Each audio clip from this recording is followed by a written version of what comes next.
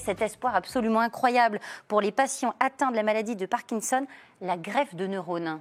Absolument, on assiste là peut-être au début d'une révolution dans la prise en charge des patients atteints par la maladie de Parkinson. En effet, deux équipes de chercheurs totalement indépendantes, l'une au Japon et l'autre aux États-Unis, ont réussi à greffer des neurones qui sécrètent de la dopamine dans le cerveau des patients atteints de cette maladie. Pourquoi cette dopamine est importante? Je vous montre.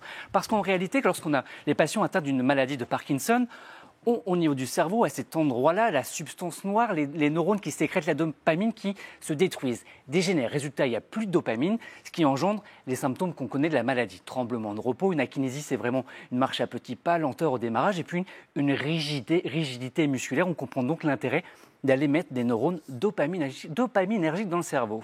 Et donc c'est grâce à l'utilisation, Vincent, de cellules souches que cet exploit a été possible? Absolument, Maud. On parle de thérapie cellulaire. Alors moi, c'est la partie un peu technique de la chronique, mais moi je trouve ça fascinant, alors je vous explique. Regardez, au Japon, il y a eu deux techniques un peu différentes. Au Japon, ils sont partis de cellules, ce qu'on appelle des cellules pluripotentes. En gros, par exemple, on récupère les cellules de la peau, on les met au laboratoire, et puis suite à des indicateurs, on arrive à les faire revenir en arrière, à les faire transformer en cellules souches. Une fois qu'on a atteint ces cellules souches, on lui remet 2-3 indicateurs et puis on les transforme en ce qu'on veut. Et ici, on a réussi à les transformer en neurones capables de sécréter de la dopamine. Les États-Unis, eux, ont également travaillé sur des cellules souches, mais ils sont partis de cellules souches embryonnaires humaines. Là aussi, ils ont mis 2-3 indicateurs et puis à la fin, ils ont réussi à obtenir également des neurones capables de sécréter de la dopamine. Une fois qu'ils ont récupéré ces neurones, ils ont pu injecter dans le cerveau de patients malades de cette maladie de 1 à 5 millions de neurones capables d'aller sécréter cette dopamine. Alors, ils l'ont sécrété dans un endroit très précis, proche de là où les neurones sont habituellement détruits dans cette maladie.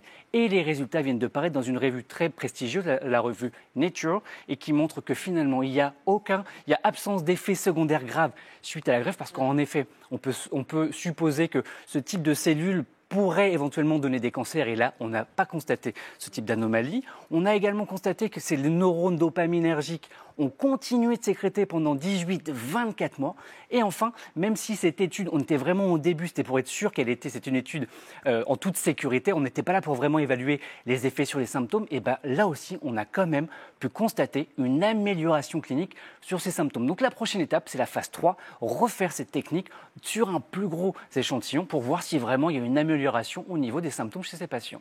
Alors en attendant justement qu'on ait d'autres résultats, Vincent, est-ce qu'il existe aujourd'hui des traitements contre la maladie de Parkinson ? Aujourd'hui, on ne peut pas guérir de cette maladie, d'où l'importance de surveiller de très près ce qui est en train de se passer. Aujourd'hui, les patients qui souffrent de cette maladie, je vous en parlais, si le cerveau ne sécrète plus de dopamine, on leur apporte des médicaments par la bouche, qui est finalement un précurseur de dopamine. Ça marche très bien pendant les premières années, et puis après, le cerveau a un peu plus de mal à utiliser ce médicament.